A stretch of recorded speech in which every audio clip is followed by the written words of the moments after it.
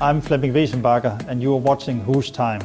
64岁的弗莱明·贝森巴赫是全球第3大酿酒集团嘉士伯集团的现任董事长，也是一位颇有建树的科学家。他1978年取得丹麦阿尔胡斯大学的博士学位，1998年呢当选为丹麦的皇家科学院院士，2002年到2012年期间担任阿尔胡斯大学跨学科纳米科学中心主任，2013年被授予丹麦最高级别的爵士勋章。他现在呢还是阿尔胡斯大学的终身教授，同时担任中国科学院的外籍院士以及10所中国大学的荣誉教授，致力于推动中国和丹麦的科技合作和交流。嘉士伯集团总部位于丹麦的哥本哈根，成立于1847年，迄今为止呢已经有将近170年的历史了。旗下拥有嘉士伯、乐宝等140多个核心品牌。嘉士伯呢是目前全球唯一一家采用基金会管理制度的国际酿酒集团。这一传统是自集团的创始人杰兹·雅可布森。1876年，他创立了嘉士伯基金会。基金会的董事由5名丹麦皇家科学及文学院成员组成，而嘉士伯旗下的各啤酒厂归于基金会管理，因此历任嘉士伯基金会的董事长，同时呢也担任嘉士伯集团的董事会主席一职。弗莱明·贝森巴赫于2005年加入嘉士伯基金会董事会，并于2011年起担任董事长。不久前，他在北京接受《财新时间》的专访，话题就从嘉士伯独特的基金会管理制度谈起。Carlsberg is one of the most successful family and in turn foundation control company. Many articles discuss about its balance between efficient management and retaining foundation control. So what is the recipe for this balance? Of course, as you know, Carlsberg has a fantastic history and heritage, and our founder, J.C. Jacobsen, founded Carlsberg in 1847, and actually in 1876 established a foundation with a purpose to carry on Carlsberg when he was no longer here. The purpose of the foundation was twofold. On one hand, to make sure that Carlsberg is constantly well managed and well kept, and on the other hand, to give some money back to the society from the dividend we have on our shares. And I think the fact that we have a foundation, and Carlsberg is one of the oldest corporate foundations in the world, and in Denmark we actually have very many corporate foundations. And there's been many studies at business schools, among others at the Copenhagen Business School, who have illustrated that actually many of these corporate foundations controlled companies is actually over a long time doing very well and giving return to the shareholders. And I think if I should just mention one thing, that is that Carlsberg constantly have a, I think, fruitful balance between what is good for Carlsberg on the short term, but also what is good for Carlsberg in the long term, 5 or 10 years or 20 years from now on. And that actually means a lot, not least for the employee in the company, but actually also for our consumers and our customers. You mentioned several times you are yourself a scientist. What's the pros and cons of scientists or professionals governing a company or being a chairman of a company?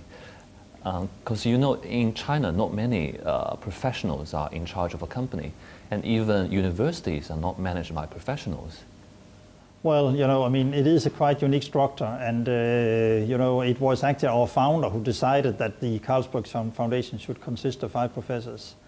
But I think one very important aspect of a board for a company, that's diversity. It doesn't help that all the people in the boardroom have the same, coming from the same business school with the same competencies. This diversity of both background in science, in research, in CSR, in managing, in finance and so forth is very important. I think also cultural diversity, but I think maybe one important aspect is also this ability to sort of to open up and being open for new ideas, new ways, think outside the box is very, very important. And at least what I'm trying to chairman is to realize that a board is more like a family with different family members, which there should be an open culture for debate. People should have a chance to raise their voice and say, I agree, I do not agree. Then we discuss for a while, and we discuss, of course, with management, and hopefully then we end up with the right solution and doing what is best for Carlsberg. This corporate governance structure in modern days is very important. Anything the board is doing in support of the new management team? Of course, we are. I mean, I think the very first important thing is to hire the right CEO. And if you have the right CEO, then I normally also trust that he will then hire the next very good people in the organization. What new is he bringing to the company? Well, if you look at Carlsberg, for a number of years, Carlsberg had become stagnant. I mean, our share price was constant, our earnings was constant, and in the supervisory board, we came to the conclusion that it would be good to bring in some new competencies, having a new look at Carlsberg. And Kees de Hart came from the Netherlands, where had been a very successful CEO of a dairy down there. And one thing which at least has been very pleasing for me is that Kees have now introduced a new strategy process, which he called Sail 22. And he have then engaged top 60 in the organization. Because sort of the leadership style where you have one person sitting at the top, very much top down, that is not the way, as I see it, to manage a company today. It's very important to have the full management team, maybe top 60, embedded actually in the strategy process, understanding it, having been part of it, and that makes it a lot easier for them to sort of go out and communicate it. For example, I met yesterday with the CEO of Carlsberg China here, and he has been part of the strategy process for the last year which Kees has been running, and now he's implementing that into Carlsberg China here. So this engaging with other people in the organization and bidding in that way the strategy, I think is a very, very good way forward. And actually during that process, Kees brought his top 60 management team to 1 week in Shanghai here to have a further look into China. And of course, you know, I'm coming often to China, but many people are maybe surprised to see how much e-commerce is developed here and also how much digital marketing is developed here. And Kees would like to sort of open the eyes for top 60 and see how far China is in this area here. 嘉士伯集团是于1978年正式进入中国的，到目前为止呢，旗下已经有20多个啤酒品牌在华销售。同时呢，嘉士伯也通过收购本土的啤酒企业的策略来稳固市场基础。2013年的时候，他以60%的持股比例成为重庆啤酒股份有限公司的第1大股东。面对中国啤酒市场格局近年来的分化和竞争，贝森巴赫表示，未来呢，嘉士伯将进一步的优化产品，满足中国消费者多元化的需求。The beer market seems to be edging towards the higher end and more handcrafted beer. So, but still, big international brands still have big advantage. Yeah. Is there going into a kind of merger, acquisition, or consolidation process going forward? Well, I mean, if you look for the last, I would say, 15 years, I mean, the sector has been a high degree of consolidation within the sector. And recently, of course, you saw how ABI and SABMiller merged into one very, very big number one. Yeah. Carlsberg is number 3 in the sort of among the international brewers today. We have the vision within the Sail 22 to be the most professional, attractive, and in the market where we're operating. You mentioned this trend of stepping up and premiumization, and we're also seeing that here in the Carlsberg's China business. I think it's very important for a company like Carlsberg to have a variety of brands within the different categories, a portfolio of brands in the super premium, in the premium, and the mainstream, and that's what we're trying to do in Carlsberg. I mean, Carlsberg has been taking sort of also taking part of this consolidation. I mean, if, for example, you look at Carlsberg, I think in 2009, it was around 9% of our EBIT who came from Asia, and today it's actually 28%. And we have sort of also consolidated our Chinese business more recently. Now we have a 60% ownership of Chongqing Brewery. And again, I mean, Carlsberg are in many other countries in Asia here. Is Chinese beer market, a hard one to navigate? Are Chinese tastes more local or international? Well, I think the Chinese beer market is a fantastic and, of course, a fantastic beer market. As you know, I've been in China for many, many times, more than 50 times, and I like beer. So I look both local Chinese beer, but I also like the international brands, of course. And one thing which has been pleasing to me, of course, within Carlsberg is on one hand to see Carlsberg, Carlsberg Chill and Carlsberg Light, but also the other brand of Carlsberg, Tuborg, which is now the second international brand here in China. And Tuborg is very much associated with young people and music and green festivals and so forth. And it has been very pleasing for me to see how much Tuborg has been growing within the last 4 years.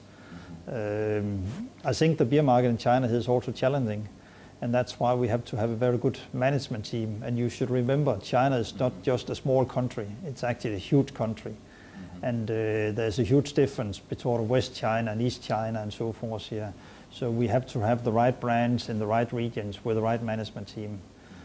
But one thing I think one should always remember for Carlsberg is that whatever product you're buying from Carlsberg, that is quality, quality, quality. We always strive to have very high quality products. We are taking the best of the technology, the perfect of brewing beer, which was originated all back to our founders, and embedding that in all our breweries. So we never compromise on the quality.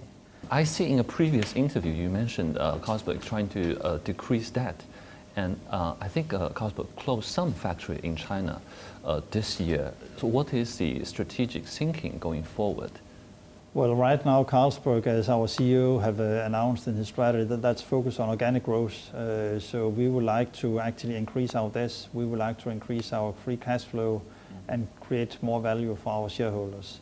Of course, we have to have Carlsberg managed in a professional way, and that means that if actually there are some brewers which we find is not very efficient and we can source from another brewery, then of course we have to close that brewery down in a process, and we are doing that in China, we're doing it other places in the world also. That's just a normal way of running a professional business. Mm-hmm. Do you see the kind of tighter business environment here in China part of the reason, or do you look forward to this EU-China investment treaty or potential trade deals?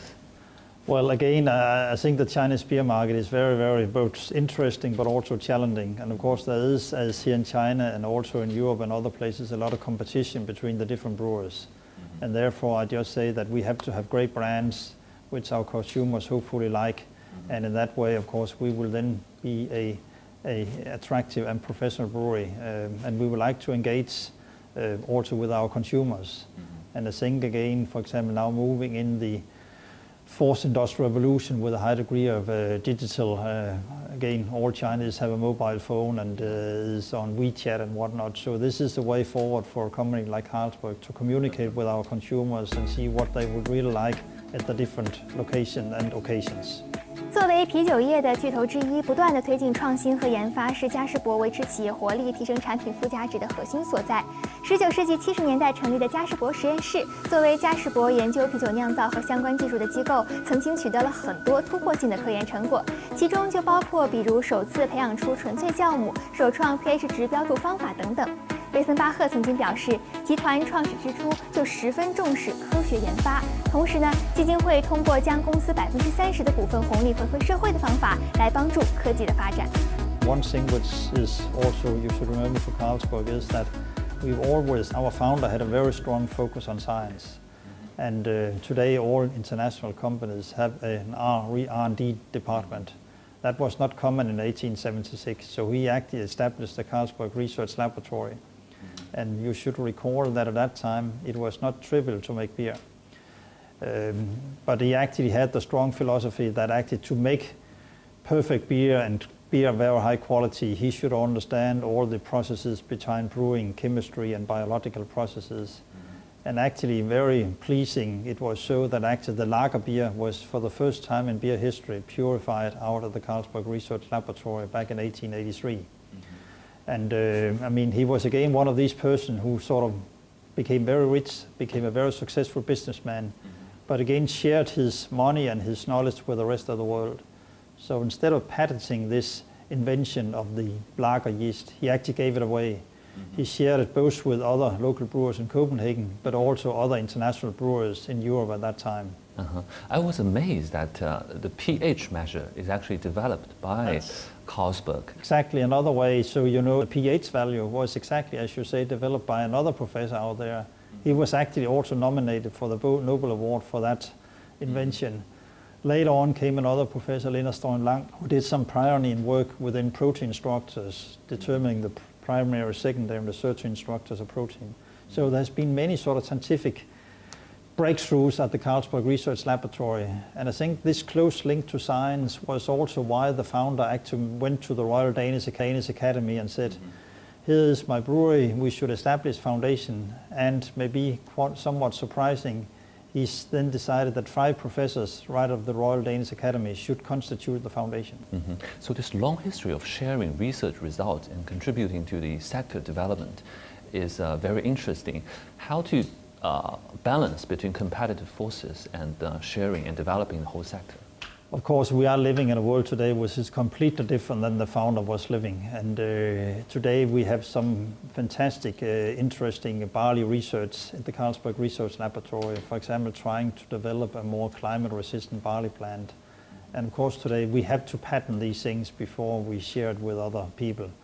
But on the other hand, again, the way we are sharing with society is that out of the 30% of the shares in the Carlsberg Brewery, which the foundation has, the dividend of these shares is, as I said, giving back to society, to research, and also to art and society. 6月23日，英国脱欧公投落下帷幕，脱欧派以4%的领先优势获胜。距离公投结果发布已经过去数周了，然而英国的脱欧对于欧盟以及全球经济长期的影响依然在持续发酵。对此，贝森巴赫表示，他个人对于英国脱欧的结果表示遗憾，但也认为这将成为加速欧盟结构改革的契机。希望包括丹麦在内的欧洲国家能够实现经济的共同发展，携手应对全球的挑战。You mentioned Brexit. What will be the impact on European companies? Either have a bigger presence in UK or smaller presence? Well, it's hard to say, and I just think that, on one hand, I believe that the European Union has been the right structure. To me, Europe is one continent where the European people should collaborate on a number of different things. On the other hand, I think also that many people in the different countries in Europe have felt that there has become too much bureaucracy in Brussels, that there may be the different organization has not been sufficiently democratic, that they have not listened to the people and doing what was good for the European people. And therefore we are now seeing this disruption here. I personally regret that Britain is pulling out of Europe because I think this is not the right thing to do. But on the other hand, I hope that out of this election today could come that sort of the European leaders will meet again and try to sort of modernize the EU structure, because I believe it is needed. Because again, some of the challenges we have in our society can only be solved by political leaders from around the world. For example, the political leaders of Europe meet and find common solutions. It cannot be solved by only having different countries solving these issues. Like, for example, taking care of the environment. I mean, it doesn't matter basically what Denmark is doing, but if Europe as a whole have a certain policies on how to care about the environment, that will of course have an impact on the world. Yeah. Otherwise, it's very likely that European people will pull this European project further apart. Yes. And I think that would be, sorry to say, a catastrophe for Europe. I really believe that would be a big catastrophe, and therefore I really call upon leadership among European leaders to meet again and find a new way to collaborate. A question on globalization. I know Carlsberg has been quite domestic-oriented in the first, say, 100 years, sure, and then globalized in a space of 15 years. Sure. Under the backdrop of bigger globalization trend around the world. But nowadays it seems it's anti-globalization trend, as evident by the Brexit or the Trump in US. How should companies navigate this environment and be more global? Well, as you say, I mean, Carlsberg started out as a very much a company in Copenhagen or in Denmark, and today, it's only 2% of the value we produce which actually is sold in Denmark. The 98% is sold outside Denmark. So we are certainly a globalized company, still with headquarters then in Copenhagen. I think on the other hand, the world is becoming more and more international and more globalized. And if people believe that sort of they can roll back in time and go back to the good old days where it was only UK or Denmark or Germany, I mean, I would say this is a big mistake. We are living in a globalized world today, and as some of the other challenges I mentioned before with environment, with the climate issues, I mean, they can only be solved on a global international scale, calling upon leaders from China, from Russia, from Europe and from US sitting together to sort of finding the right solutions. I think again that this partnership, both with the business but also in the political world, is becoming more and more important.